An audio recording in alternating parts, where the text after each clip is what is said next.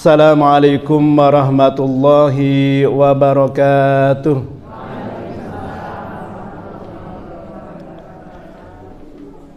Alhamdulillah alladzi hamdan katsiran thayyiban mubarakan fih.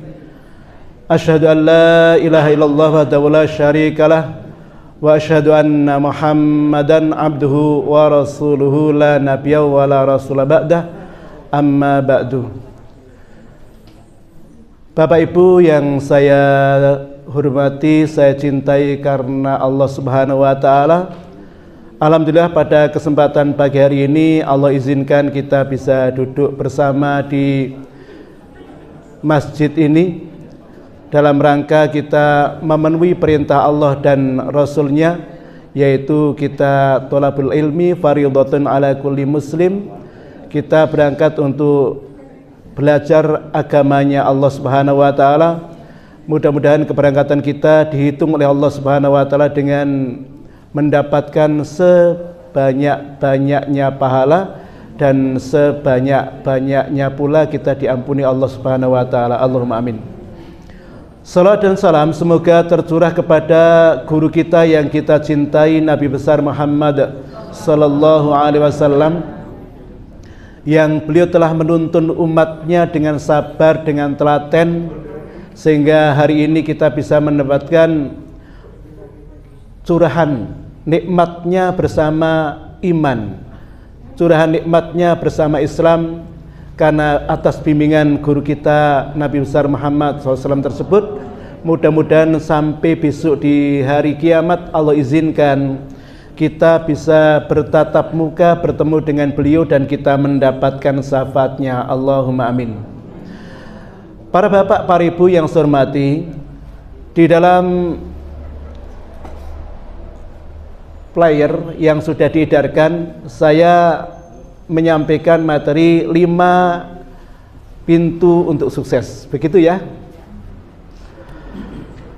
Ketika kita bicara tentang sukses, maka sering kita mendengarkan orang mengatakan ketika dia usahanya lancar, bisnisnya lancar, maka sering kita mendengarkan kalimat jenengan sudah sukses. Ketika ada orang yang dia bekerja di sebuah instansi atau perusahaan atau lembaga, kemudian karirnya cepat naiknya, kita sering mendengarkan dia sukses. Ketika seorang yang dia selalu mendapatkan prestasi dan kemudian prestasinya itu mengantarkan dia ke jenjang berikutnya yang mungkin lebih mentereng atau moncer, sering kita menjumpai kata-kata dia sukses. Apakah sukses yang seperti itu yang kita maksud? Bahwa orang itu dikatakan sukses, bisa iya, bisa tidak. Apakah orang yang mendapatkan jabatan itu kemudian dikatakan sukses? Bisa iya, bisa tidak.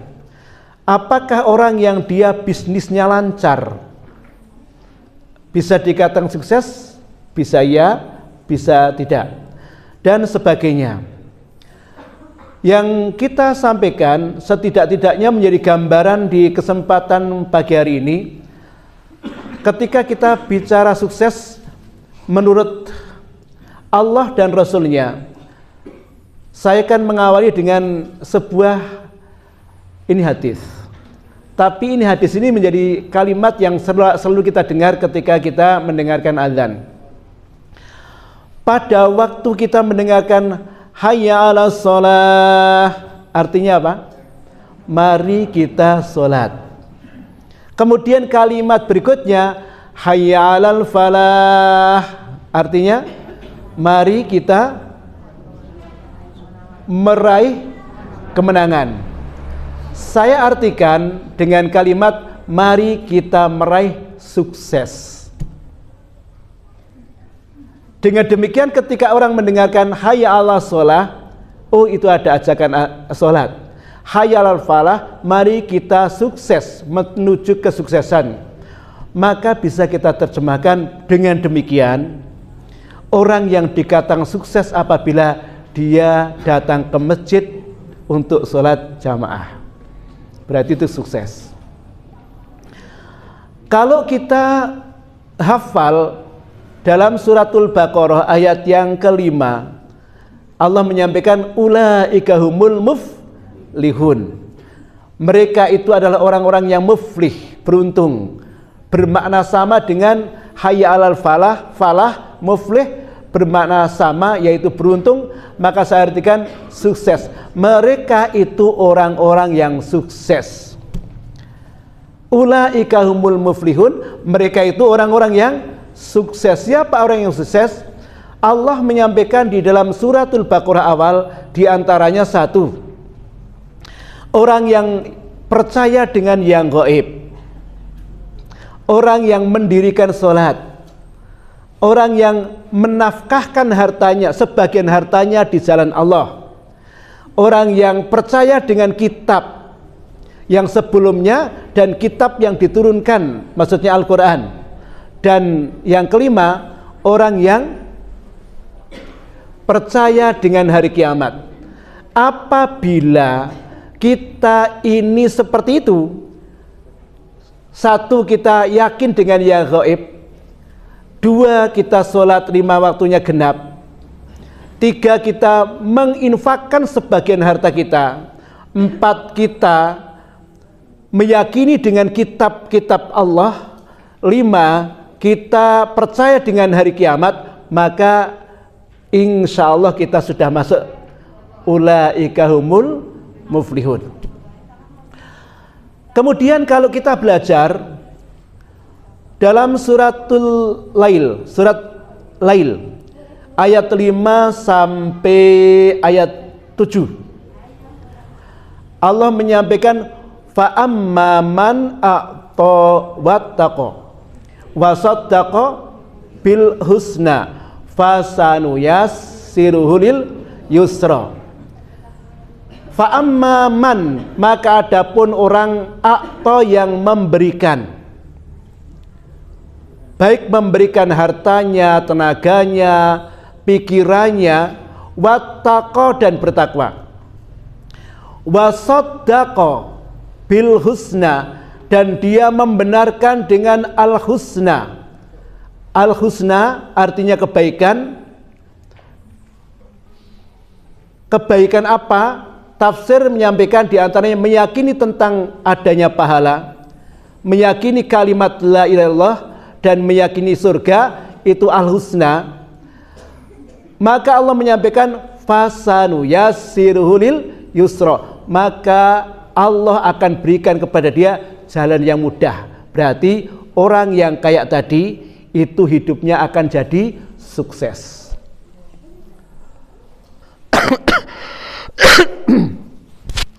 Ini gambaran menurut Allah Subhanahu wa taala di dalam Al-Qur'an. Di dalam beberapa keterangan saya akan menyampaikan 5 orang-orang yang dikatakan akan meraih kesuksesan. Yang tadi sebenarnya sudah sukses, yang saya sampaikan sebagai mukadimah tadi. Di kesempatan pagi hari ini kita akan menyampaikan 5 pintu untuk meraih kesuksesan. Yang pertama adalah kita menolong agama Allah. Orang yang menolong agama Allah insya Allah sukses. Allah menyampaikan in tansurullaha yansurkum wa yusabbit aqdamakum. Allah menyampaikan orang yang menolong agama Allah. Allah menyampaikan tolonglah agama Allah, maka Allah akan balik menolong kamu. Dengan demikian jika kita ini hidupnya digunakan menolong agama Allah, maka kemudian Allah pasti menolong kita. Pertanyaannya, loh, kenapa Allah kok butuh ditolong? Kenapa Allah butuh ditolong? Kalimatnya in tansurullah, tolonglah agama Allah. Kenapa Allah butuh ditolong? Ulama menyampaikan bukan artinya Allah itu butuh pertolongan kita, tetapi ketika kita ini kemudian membela agama Allah, menolong agama Allah, itu menjadi alasan Allah itu balik akan menolong kamu. Itu alasannya. Ketika kita itu hidupnya diberi kemudahan, karena kita menolong agama Allah, itu alasannya Allah itu menolong kamu. Di kesempatan pagi hari ini saya menyampaikan apa saja sih yang disebut dengan in tansurullah, menolong agama Allah. Banyak, baik bi amwal wa anfus, baik dengan harta maupun dengan jiwanya. Saya akan menyampaikan satu contoh tentang jiwa kita yang digunakan di jalan Allah, yaitu tentang yang kebetulan hari ini kita lakukan, yaitu talabul ilmi. Kan banyak itu menolong agama Allah. Mungkin ada yang menggunakan jihad, tapi saya menggunakan di sini adalah duduk di majelis taklim, itu bagian menolong agama Allah Subhanahu wa taala. Dalam salah satu riwayat, ini menjadi pengantar tentang menolong agama Allah itu. Dalam suatu kisah, ada seorang ulama namanya Hatim Al-Aqsam. Hatim Al-Aqsam. Hatim gelarnya Al-Aqsam. Al-Aqsam itu bermakna tuli, budak. Padahal kita nggak boleh loh Pak Bu memberi gelar orang itu dengan gelar jelek. Tapi Hatim ini populer dengan nama Al-Aqsam, seorang yang tuli, padahal ulama. Berawal dari mana? Dikisahkan suatu hari Hatim Al-Aqsam ini beliau kedatangan tamu seorang perempuan yang bertanya tentang agama. Ketika tanya tentang agama, kemudian Hatim Al-Aqsam ini perempuan tanya materi, kemudian dijawab, aku nggak dengar. Pada waktu itu kenapa kok mengatakan nggak dengar? Karena perempuan itu kentut. Kentut Bapak Ibu. Ini adab kita. Memang di dalam masjid itu nggak patut kita kentut ya. Kalau ada dalam suatu sidang rapat bersama orang kentut, itu saya mengatakan bahwa orang itu dia nggak punya adab. Tapi ini keberajal nggak masalah ya. Tapi niat gitu ya, kan niat dengan keberajal beda ya. Nah itu saya mengatakan dia nggak punya adab. Betul nggak punya adab dia. Loh, sekarang ada perempuan yang di depannya ulama, yang tanya agama kentut. Coba nek jenengan gitu, kira-kira jenengan merabang badan, langsung mukanya memerah gitu kan. Maka Hatim kemudian menanyakan, coba tanyanya diulang. Perempuan itu mengatakan begini pertanyaannya, diulang kurang kelas, diulang kembali sampai 3 kali baru Hatim menjawabnya. Dan berikutnya ketika Hatim bersama murid-muridnya, ketika muridnya tanya, coba kalau tanya yang keras. Sejak itulah kemudian Hatim dikenal Al-Aqsam, ulama yang tuli. Hal ini berlangsung sekitar 15 tahun Bapak Ibu. Setelah perempuan itu meninggal, baru Hatim menyampaikan, sesungguhnya aku itu tidak tuli. Ini ulama. Begitu beradabnya terhadap seseorang yang punya aib, dia sembunyikan. Meskipun dikenal dengan kalimat jelek. Nek Dewi pripun Pak? Ngerti koncone dia aib disiarake to? Ngerti ora? Ngono iki. Sing nyiarake iki jenis banget, ngerti ora? Nek Pak Nganu, Bu Pak Nganu itu kayaknya bangga gitu. Itu siapa? Kita tuh bukan. Itu ulama begitu. Hatim ini suatu hari beliau mau belajar agama, untuk mendalami agama. Ulama pun tetap belajar. Apalagi kita. Ingin belajar, dan ada 2 riwayat. Yang pertama mengatakan ingin thalabul ilmi, yang kedua ingin haji. Tapi saya gabung aja bahwa beliau itu ingin thalabul ilmi sekaligus haji ke tanah haram. Ingin bertemu dengan ulama. Nyampaikan sama anak-anaknya, wahai anak-anakku, aku ingin pergi. Anak-anaknya kemudian mengatakan, Bapak jangan pergi, nanti urusan dapur gimana? Kemudian Hatim menyampaikan, ya gimana gitu, saya pengen banget ya ada sesuatu hal yang harus saya ketahui. Kemudian anak yang paling carry, paling kecil mengatakan, perempuan itu paling kecil, ayah, jika ayah itu perginya untuk Allah Subhanahu wa ta'ala, niscaya Allah akan mencukupkan kami. Anak paling kecil jawabnya gitu, kakak-kakaknya gak menyetujuinya. Kemudian Hatim mengatakan, wahai kakak-kakak, adikmu sudah mengizinkan aku. Maka kemudian baru kakaknya itu mengizinkan. Pergilah Hatim, yang beliau sudah menyiapkan urusan rumah tangganya mungkin kira-kira sampai kepulangannya. Mungkin entah 1 bulan atau berapa hari, itu urusan dapur sudah disiapkan. Yang namanya perjalanan jauh zaman dulu itu beda dengan sekarang. Nah sekarang kan bisa dikira-kira ya, haji sekarang berangkat kira-kira 40 hari, rata-rata tepat nggak? Melesetnya mungkin 1 hari, tapi saya katakan tepat. Dulu nggak bisa, apalagi orang Indonesia tahun 1960-an haji itu pakai perahu, kapal. Sampai berapa Pak? Berangkatnya itu berapa bulan? 3 atau 4 bulan, itu kalau normal nggak ada ombak. Jadi pulangnya tambah 3 bulan kan. Jadi ketika pulang nggak tahu, ngerti-ngerti medungul sudah sampai di depan rumah. Betul nggak dulu? Itu yang kita temukan dulu kan, nggak tahu kapan pulangnya. Ini Hatim kemudian beliau berangkat dan ternyata meleset kepulangannya. Sudah habis urusan dapurnya, tinggal sedikit sudah sangat menipis. Maka kakak-kakak ini mengatakan sama adiknya, Dek, ini gimana ini? Kamu sih mengizinkan bapak pergi, coba kalau bapak nggak pergi. Adik yang kecil itu diam karena nggak bisa jawab. Tiba-tiba rumahnya diketuk Bapak Ibu.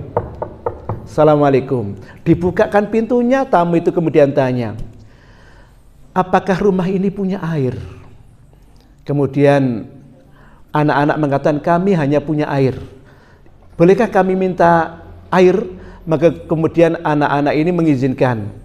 Dan ternyata yang minta air itu bukan 1 orang, 1 rombongan. Saya nggak tahu jumlahnya berapa, kemungkinan sampai 200-an orang. Itu minta air semuanya. Apakah ini punya mata air atau kemudian tandon yang besar, nggak tahu, tapi kemudian mereka meminta air. Kemudian pimpinan rombongan tanya, ini rumah siapa? Anak itu mengatakan, ini rumahnya Hatim Al-A'sam.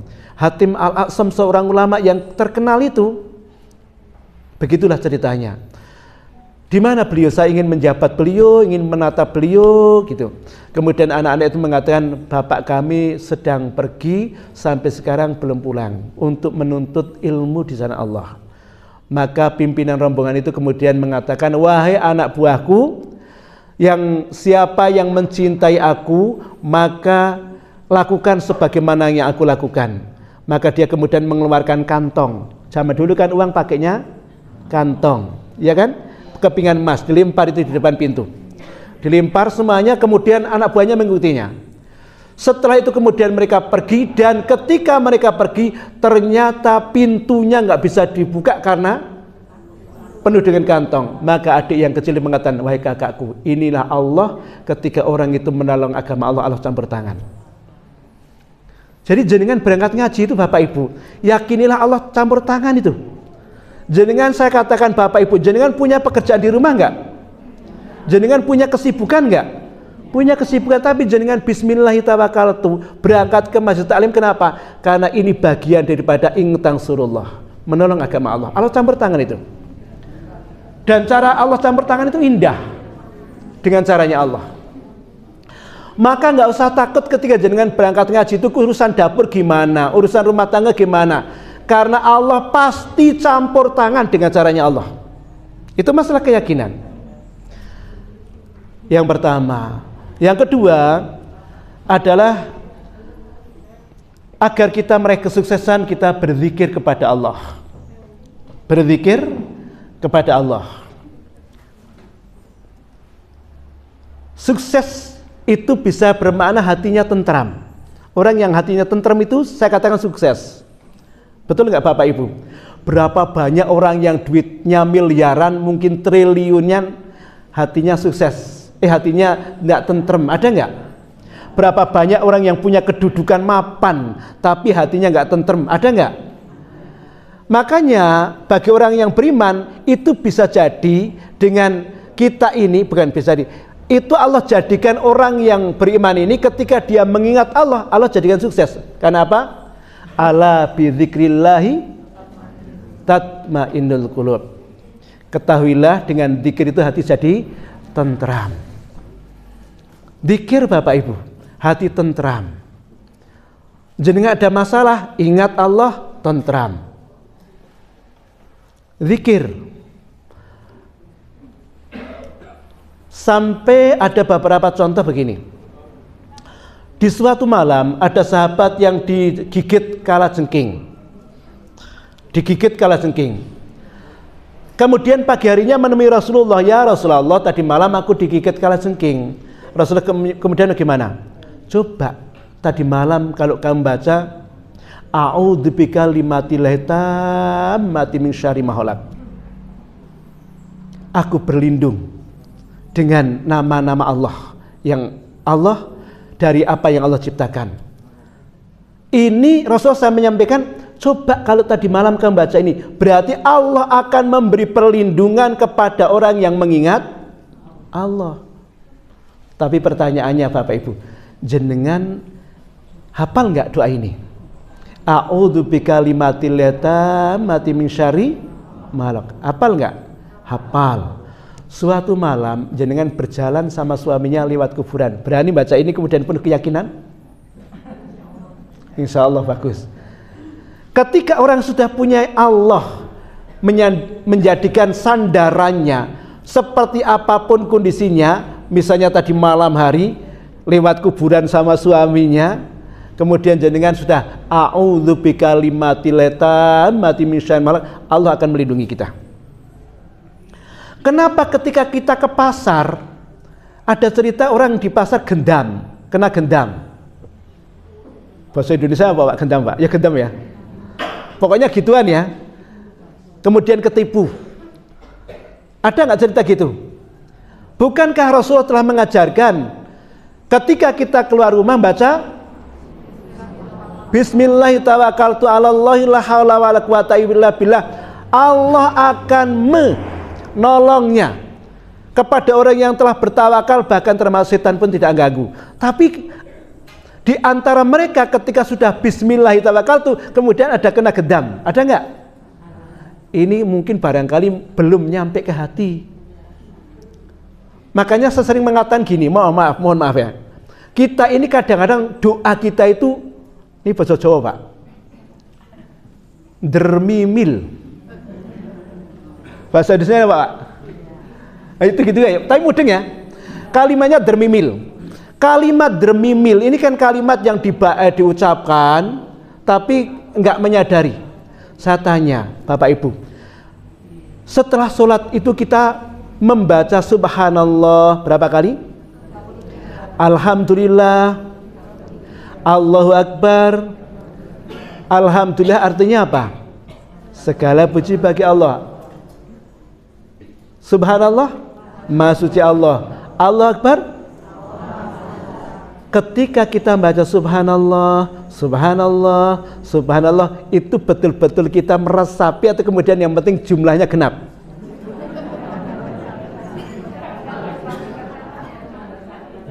Yang sering kita lakukan apa? Jumlahnya genap, perkara ora mudeng sing penting genap. Boleh nggak ya? Boleh, tapi saya mengatakan ketika orang ala bidzikrillah tatmainul qulub, saya menyangka itu mestinya antara mulut hati ternyambung, hati jadi tentrem. Kok saya gundah terus ya? Saya rasa terus dzikir. Ya sudah dzikir, saya dzikir, tapi coba evaluasi dzikirnya. Karena ini sudah disampaikan ala bidzikrillahi tatmainul qulub. Saya sering menganalogikan cerita begini. Menganalogikan ke apa Pak? Nah, gini. Ada orang yang dia pergi ke sebuah tempat, anggap saja terminal atau tempat yang di situ banyak, maaf ya, premannya gitu. Ketika ke terminal, ketika ke tempat yang dianggap bahwa itu pasar itu banyak premannya, kemudian kita kenal dengan pimpinan preman. Kita friend. Kemudian pimpin preman mengatakan, kalau kamu ada yang macam-macam sama kamu, bilang kamu teman saya. Kira-kira kita ketika ke pasar jadi tenang nggak? Kalau ada orang yang macam-macam kamu, bilang kamu teman saya. kok saya menyangka jenengan jadi teman, jadi apa hatinya tentrem. Loh, Bapak Ibu, ada orang yang kenal sama preman yang dia menguasai wilayah itu, kemudian kalau ada masalah nyebut nama dia kita jadi tentrem. Kenapa ketika kita menyebut Allah nggak jadi tentrem? Betul ya? Loh, mestinya Allah itu menjadikan kita jadi tentram. Ala bidzikrillahi tatmainul qulub. Saya itu lihat jam kan khawatir dan dolim. Saya punya cerita yang diceritakan oleh seorang penulis, kalau nggak salah namanya Bustom Al-Bistari. Ya, ceritanya ada pada suatu hari ada seorang perempuan, yang perempuan itu dia melewati di sebuah tempat yang kebetulan ini mangkalnya anak-anak mabuk, anak-anak nakal lah gitu. Nah, kemudian perempuan itu lewat. Ketika lewat dia tahu bahwa ini jalan yang tidak benar, tapi cuma satu itu jalannya. Meskipun kita tahu nggak boleh perempuan itu malam hari sendirian. Lewat dia, karena dia tahu tempat ini tempatnya mangkalnya mereka, kemudian perempuan itu zikir sama Allah. Saya nggak tahu, nggak ada keterangan kalimat tulisannya itu zikirnya apa, zikir baca apa, tapi zikir. Kemudian perempuan lewat. Selang beberapa waktu berikutnya, ada perempuan yang kedua juga sendirian dia lewat. Ketika perempuan yang kedua ini lewat, maka kemudian perempuan yang kedua ini ternyata dijahili sama mereka. Uangnya diminta, kemudian diperlakukan dengan tidak senonoh. Perempuan itu kemudian lapor ke polisi. Ternyata di situ ada CCTV-nya, kemudian teridentifikasi mereka itu. Tapi kemudian kepolisian menyampaikan, saya butuh saksi hidup. Ada nggak orang yang lewat setelahnya jenengan gitu? Perempuan itu mengatakan ada. Kemudian dibuka CCTV-nya, diputar kembali, ada perempuan yang lewat. Dan perempuan itu kemudian dipanggil ke polisi sebagai saksi hidup. Ketika itu kemudian ditanya seluruh orang-orang itu yang ditangkap ini, ditanya oleh mereka, mengakui atas perbuatannya kepada perempuan yang kedua ini. Setelah selesai diinterogasi, kemudian perempuan yang pertama itu balik tanya, Mas, loh, kamu itu berani melakukan perbuatan yang jelek kepada perempuan yang kedua, padahal aku tadi juga lewat loh kemarin loh. Kenapa kamu juga tidak melakukan yang sama kepadaku? Preman-preman itu mengatakan, iya, sebenarnya kami mau melakukan sesuatu yang sama dengan Mbak, tetapi ketika mau melakukan, tiba-tiba kami melihat di belakang Mbak itu ada makhluk yang kami menyebabkan jadi takut.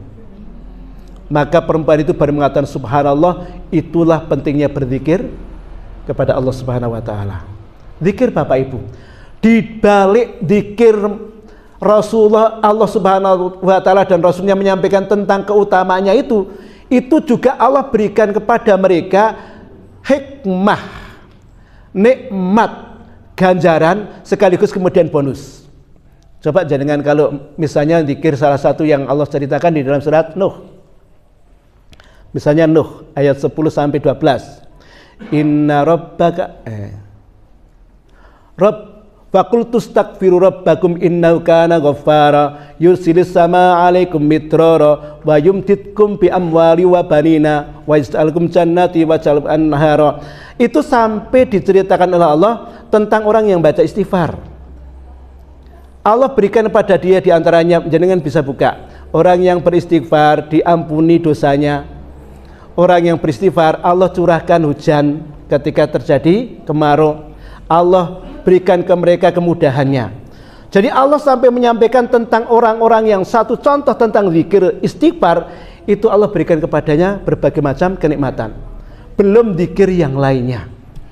Makanya pentingnya berzikir kepada Allah Subhanahu wa taala. Itu yang kedua. Yang pertama tadi apa Pak Ibu?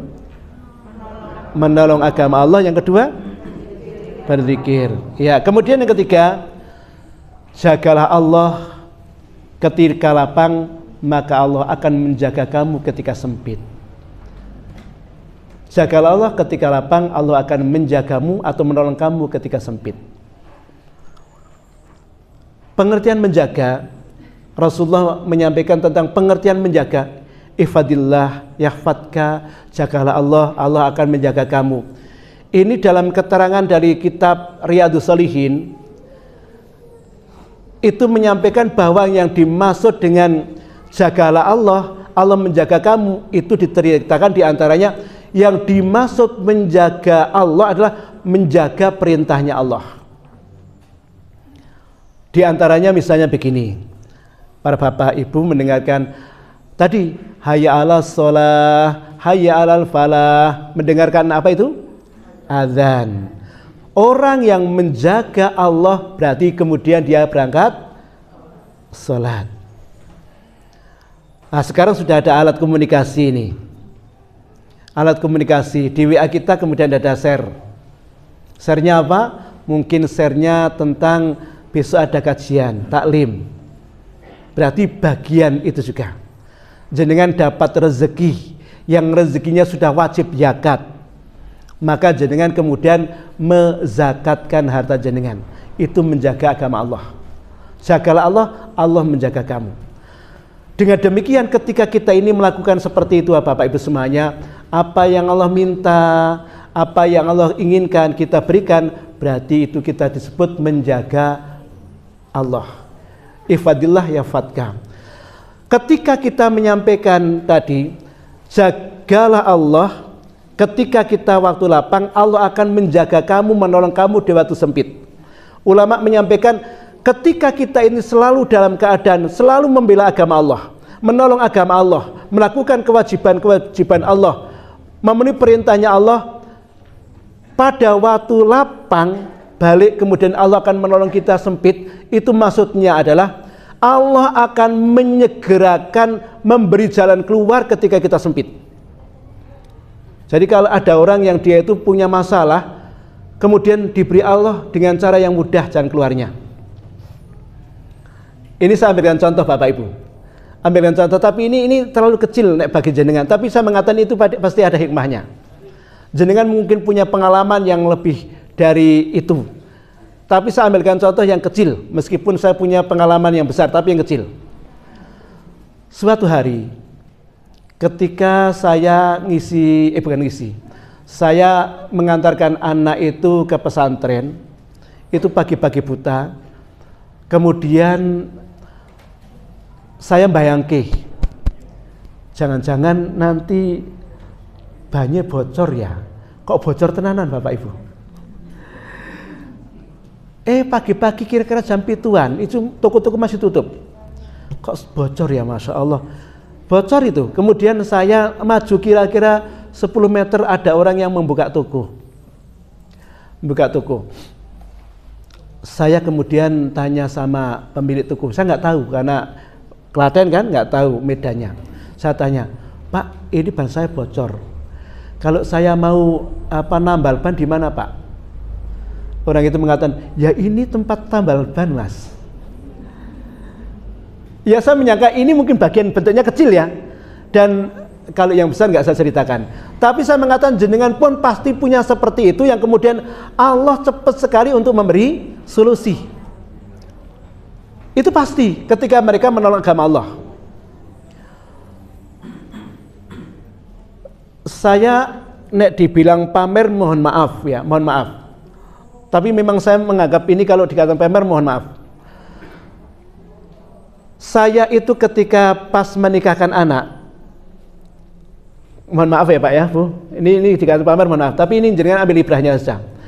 Ketika saya menikahkan anak, kebetulan ketika itu kondisinya normal, itu saya mengundang banyak orang dan saya sudah berazam, pokok men nanti ketika azan kumandang saya tinggalkan tamu, karena prinsip saya mengatakan bahwa kalau tamu itu ditunggu nggak tahu kapan datangnya.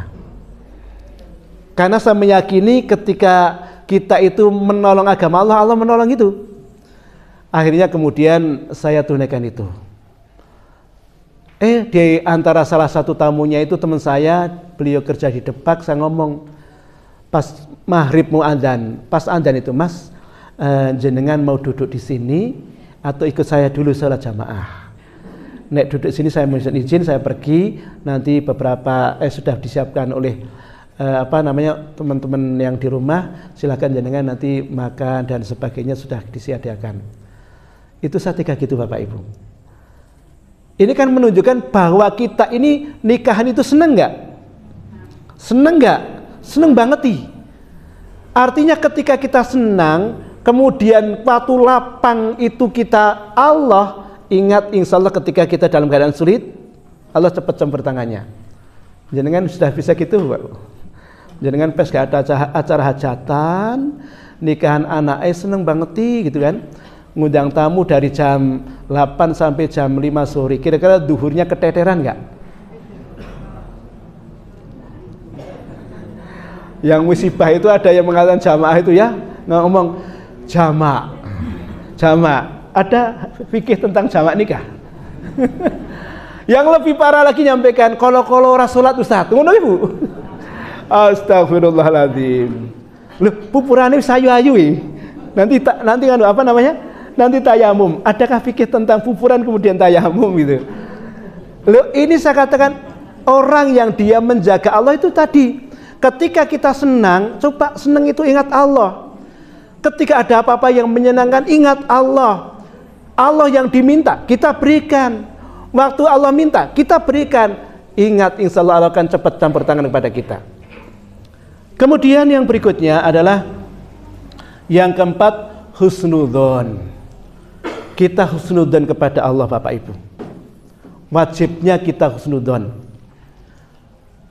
Biasanya kita ini akan mengatakan sesuatu yang tandanya ada keluhan. Nek basa Jawa ini ngaruworo. Apa Pak? Dersulo, betul. Kita itu keluhan pada waktu kapan susah. Ada nggak orang seneng itu kemudian ngaruworo atau dersulo, ada nggak? Nggak ada, biasanya susah. Maka saya pesan kepada saya pribadi Bapak Ibu, ketika Allah Subhanahu wa Ta'ala memberi kepada kita sesuatu yang kita harapkan, maka husnudonlah kepada Allah, karena pasti itu yang paling baik bagi Allah. Mungkin bagi kita nggak baik, tapi bagi Allah terbaik. Sampai ada hadis begini, idza asabaka syai'un fala taqul law anni kadza wa kadza walakin kun qatallah wa ma safa'ala. Sampai Rasulullah mengajarkan begini, jika musibah itu mengenai kamu, jangan sekali-kali kamu mengatakan andai kata, coroho, umpamane, saenggane. Pertanyaan saya, kira-kira kita kadang apa sering? Saya memberi contoh begini, ini contoh sederhana. Tapi ini nggak benar karena ini jelek. Kemudian kita itu jalan. Pada waktu jalan itu kemudian kita ada orang yang di depan kita. Ternyata jalannya itu, apalagi perempuan ya, sering kayak kendaraan itu ngeritingnya nengen, jalannya ngiwa gitu kan. Itu tamatnya ngeritingnya nengen, penak telur ngiwa itu. Saya sering kayak gitu, ya Allah perempuan gitu. PD-nya bukan, kayaknya nggak pernah takut tuh. Ketika itu kemudian tiba-tiba brek, maaf, nabrak. Coba kita gimana? Mulut kita mengucapkan gimana? Mbak, coroh nek sampeang ngono to. Sering keluar kata itu enggak? Padahal itu takdir enggak? Sesuatu yang sudah terjadi, dan apalagi kita nggak suka sesuatu yang sudah terjadi, maka orang muslim sebenarnya yang dibimbing Rasulullah jangan keluar kata-kata coroh. Tapi asik kok ya Pak ya. Loh, kamu itu cara begini nak, kamu itu nanti sukses, coroh. Nek kamu begini kamu sukses, coroho. Ini Rasulullah menyampaikan ketika musibah, ini musibah. Ketika musibah yang mengenai kita, kemudian kita mengatakan andaikan, umpamanya, Rasul menyampaikan ini adalah bisikan dari setan. Kenapa? Biar kita itu tidak terima dengan takdir Allah. Maka perintah Rasulullah, maka ucapkanlah ini takdir Allah. Apa yang Allah takdirkan itu yang terbaik. Itu berarti apa? Husnudzon kepada Allah. Ini penting Bapak Ibu. Sering nggak jenengan itu punya rencana dalam pikiran jenengan itu sesuatu yang jenengan punya, Masya Allah, rencananya itu sudah dipikir sedemikian mantapnya, matangnya, kemudian tidak cocok dengan harapannya? Sering. Apa yang jenengan katakan? Umpamane. Kenapa kita kemudian mengatakan ini takdir Allah? Saya ini mau cerita, tapi ini ada Pak Pri, nggak apa-apa, kemarin sudah cerita, mohon maaf Pak Pri, tak ulang. Ini sekali lagi kalau saya dikatakan pamer luweh Bu, mohon maaf hari ini kemudian dikatakan pamer. Saya ini kemarin kira-kira 2 pekan yang lalu saya ngisi pengajian di Sukorejo, malam hari, pulangnya jam 9-an malam. Berita orang Pak Pri. Kemudian ada tikungan jalan, saya naik, kemudian ada perempuan yang kemudian belok. Mobilnya kimpling-kimpling warna putih malam hari. Kemudian saya sudah minggir. Ini mungkin perempuannya kayak latihan nyupir Pak. Latihan nyupir, kayak seneng-seneng nyupir, mungkin nggak lihat spion nih. Langsung bus, pret gitu kan. Kemudian bumper mobil saya itu gores. Astagfirullahaladzim. Nek coro jenengan kira-kira pripun jal? Mobil wis minggir, perempuan itu kemudian cerempet. Kira-kira jenengan komentari pripun? Orang meni mripate toh? Saya ngomong sekali lagi, mengatakan saya ketika itu kayak waras pikirannya waras. Saya langsung mengatakan kul qadarullah wa ma sa'fa'ala. Gitu. Saya mengatakan ini takdir Allah. Sudah. Saya keluar dari pintu, kemudian gimana Mbak? Mbaknya ketakutan, minta urusan tuh gimana? Sama sudah, ini takdir Allah. Enggak ya toh? Oh, kayak waras. Loh, ini kan penting kita tumbuhan kayak gitu, karena jenengan pasti menghadapi gitu. Di lain waktu, ini saya mengatakan mohon maaf kalau pamer, tapi pamer kayak gini mudah diampuni kalau saya salah. Sebelumnya ini kejadian lagi di jalan raya, kemudian saya mau minggir di Ngadarjo itu minggir. Ternyata di belakang saya itu ada motor yang ngalamun mungkin. Memang saya kurang bener minggirnya itu, tidak ngeriting dulu. Di belakang saya nabrak, brek. Waduh, kocoknya pecah ya. Kemudian saya keluar mobil, lihat oh kocoknya nggak kepecah, tapi lihat bempernya belakang itu merentong ke dalam. Orangnya ketakutan. Saya tanya, Mas jenengan pundi Mas? Kulo kretek Pak. Nggih, ketok weden. Ya kemudian saya langsung buka dompetnya Mas, tak widit 1.000. Enggak ya murah. Nek cara jenengan pripun sekarang? Kira-kira jenengan pripun? Loh ini kan sudah terjadi, dia seorang perempuan yang nyerempet itu nyengaja enggak? Nyengaja enggak? Enggak, mobilnya api kimpling-kimpling ya. Kemudian yang kedua, pemuda yang nabrak saya itu nyengaja enggak? Enggak, dia ketakutan. Loh ini sudah takdir, kecuali nekat. Takdir itu enggak bisa diulang. Maka kemudian kul qadarullah. Tadi nek jenengan kula niku pikirannya waras, ada musibah yang mengenai kita, katakanlah ini takdir Allah. Oh no Pak Bu. Ning angel apa angil? Ustaz iki dong waras Bu. Nah ini pentingnya begitu. Jadi ketika kita menghadapi kayak gini, sudah kul qadarullah. Dan nanti dalam hidup ini pasti akan kita temukan berbagai macam hal, yang berbagai macam hal itu pasti ada sesuatu yang tidak menggembirakan kita. Jenengan punya rencana meleset, jenengan melakukan terjadi sesuatu dan lain sebagainya. Coba kemudian kita hatinya tata, ini pasti yang terbaik bagi Allah. Loh kadang-kadang kita itu mengatakan baik, Allah nggak baik, bisa saja kok. Betul ya? Apik banget loh, kayaknya apik banget, tapi Allah mengatakan nggak baik. Kemudian dia nggak dikabulkan. Ketika itu kemudian kita mengatakan ini yang terbaik bagi Allah. Berarti pentingnya husnudzon kepada Allah. Dan ini nggak mudah Bapak Ibu, menumbuhkan husnudzon kepada Allah itu harus dilatih. Dan salah satu latihannya apa? Kita menanamkan hati kita itu berbanyak-banyak bersabar. Sabar. Karena kalau kemudian kita itu langsung tidak menggunakan ilmu sabar, nanti biasanya keluar gitu. Andekan, umpamanya, dan lain sebagainya. Kemudian yang terakhir Bapak Ibu, yang kelima adalah meningkatkan ketakwaan kita kepada Allah. Tingkatkan ketakwaan kita kepada Allah. Ketika kita bicara takwa, para ulama sudah menjelaskan dengan, saya katakan dengan rinci, atau kemudian ada yang dengan global, baik dengan garis besar maupun dengan rinci. Siapa itu orang yang bertakwa? Allah pun telah menyampaikan dengan ciri-cirinya orang yang bertakwa. Allah ceritakan.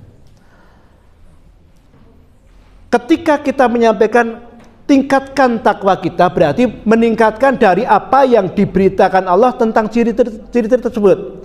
Saya sampaikan tadi Bapak Ibu, contoh jenengan yang hafal tadi. Bismillahirrahmanirrahim. Alif Lam Mim, dalikal kitabul la raiba fihi hudal lil muttaqin. Gitu kan? Allah menyampaikan Alif Lam Mim.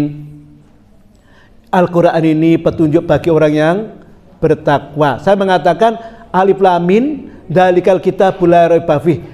Al-Quran itu tidak ada keraguan di dalamnya, petunjuk bagi orang yang bertakwa. Siapa orang yang bertakwa? Kemudian disampaikan setelahnya alladzina yu'minuna bil ghaibi, dan al-ayah ini berarti disampaikan ciri-cirinya. Satu, cirinya orang yang bertakwa percaya dengan yang gaib, gitu kan? Mendirikan sholat, memberikan sebagian hartanya, meyakini kitab, dan yakin dengan hari akhir. Saya tanpa tanya pun jenengan pasti sudah memiliki ini. Berarti kalau begitu meningkatkan ketakwaannya, berarti ini semakin dikokohkan tentang keyakinan kepada yang gaib. Siapa yang gaib? Allah. Siapa lagi? Malaikat. Siapa lagi? Surga dan neraka. Dan yang gaib. Sampai ada ulama yang saya mengatakan menyampaikan gini, mudah-mudahan nggak salah. Bukan nggak salah, mudah-mudahan yang saya ikuti dari pendapat ulama mengatakan ini mudah-mudahan nggak benar. Yang mengatakan bahwa termasuk mengimani kepada Nabi pun gaib. Karena kita nggak melihatnya. Itu katanya begitu. Ada hadis yang saya tertarik dengan gini, Bapak Ibu. Rasulullah menyampaikan, man syahida alla ilaha illallah wahdahu la syarikalah wa asyhadu anna Muhammadan abduhu wa rasuluh wa Isa abduhu wa rasuluh kalimatu alqaha ila Maryam wal jannatu haq wan naru haq. Rasulullah menyampaikan gini Bapak Ibu, barang siapa yang bersaksi tidak ada ilah, tidak ada Tuhan kecuali Allah dan tidak menyekutukannya, tidak musyrik. Yang kedua, yakin dan membenarkan bahwa Nabi Muhammad itu hamba dan utusan Allah. Yang ketiga, yakin dan membenarkan bahwa Nabi Isa itu hamba dan utusan Allah, yang Allah tiupkan roh kepada Ibunda Maryam. Dengan terjemah bebasnya adalah yakin kalau Nabi Isa itu lahir tanpa bapak dan menjadi Nabi Allah. Yang keempat, yakin tentang adanya surga. Yang kelima, yakin adanya neraka. Saya ingin menyampaikan ini, tapi jenengan saya minta menjawab untuk menguatkan keyakinan ini. Jenengan sudah memiliki bahwa jenengan yakin Allah itu Tuhan kita dan bismillah berusaha tidak untuk musyrik. Jenengan yakin Rasul itu hamba Allah dan utusan Allah dan Nabi kita. Jenengan yakin kalau Nabi Isa itu adalah hamba Allah yang lahir tanpa seorang bapak dan menjadi seorang Nabi. Jenengan yakin adanya surga. Jenengan yakin adanya neraka. Ini beritanya Rasul mengatakan begini, adkhalahul jannah ala ma kana minal amal. Allah berhak memasukkan dia ke surganya Allah meskipun amalnya tidak seberapa. Pertanyaan saya, jadi kan amalnya banyak enggak? Loh kok jujur banget sih? Tetapi kalau kita punya ini, tiketnya punya itu. Rasulullah menyampaikan yang punya ini dia di samping Rasulullah, dia akan masuk surga meskipun amalnya nggak banyak. Kayaknya kita punya wajah-wajah surga insya Allah. Allahumma. Berarti itu termasuk bagaimana kita meningkatkan kecintaan kepada Allah, mengikuti perintahnya Allah. Kenapa? Agar kemudian takwa kita itu naik. Bagaimana kemudian kita meyakini tentang kebenaran Rasulullah, kita mengikuti sunnah Rasulullah, kemudian kita bagaimana memupuk mengetahui gambaran tentang surga biar kita itu bisa bersemangat untuk ibadah. Bagaimana kita memupuk, kita membayangkan, menggambarkan tentang neraka agar kemudian kita berhati-hati. Itu yang kita kenal dengan meningkatkan takwa kita kepada Allah Subhanahu wa taala. Dan dalam surat yang lainnya Allah juga menyampaikan tentang ciri-ciri orang yang bertakwa. Dan kemudian ulama juga menyampaikan tentang ciri-ciri orang yang bertakwa. Bahkan sampai Imam Ali itu menyampaikan ciri orang yang bertakwa diantaranya apa? Al-khawfu minal jalil, al-khawfu minal jalil, wal amalu bitanjil, waridho minal qalil, wal istiqdad liyaumir rahil. Sampai Ali menyampaikan begini, 4 ini. Ciri orang yang bertakwa adalah 1, dia takut kepada Allah. Takut kepada Allah. 2, dia beramal berusaha sesuai dengan perintahnya Allah. Qala Allah wa qala Rasulullah. Dia berusaha beramal sesuai dengan perintahnya Allah. Yang ketiga, ridho terhadap pemberian Allah meskipun sedikit. Kita mintanya yang banyak atau sedikit? Banyak, tapi kadang-kadang sedikit. Ridho dengan pemberian Allah meskipun sedikit. Dan kemudian yang keempat, mempersiapkan diri, mempersiapkan bekal bagi dirinya guna menghadapi kematian. Berarti ini diperintahkan untuk banyak beramal. Itu menurut Ali bin Abi Thalib tentang ciri-ciri orang yang bertakwa. Ini kemudian kita tingkatkan. Dengan demikian Bapak Ibu, untuk mendapatkan kesuksesan sebagaimana yang saya sampaikan itu ada 5. Yang pertama tadi apa Bapak Ibu? Menolong agama Allah. Kemudian yang kedua, berzikir. Ketiga, menjaga Allah. Allah akan menolong kita. Yang keempat, husnudzon kepada Allah. Dan yang kelima, meningkatkan ketakwaan kita kepada Allah Subhanahu wa taala. Mudah-mudahan bisa diambil hikmahnya. Kekurangan dari saya, kesalahannya dari saya mohon ampun kepada Allah Subhanahu wa taala. Kelebihannya dari bimbingan Allah Subhanahu wa taala. Subhanakallahumma wa bihamdika asyhadu an la ilaha illa anta astaghfiruka wa atubu ilaik. Assalamualaikum warahmatullahi wabarakatuh.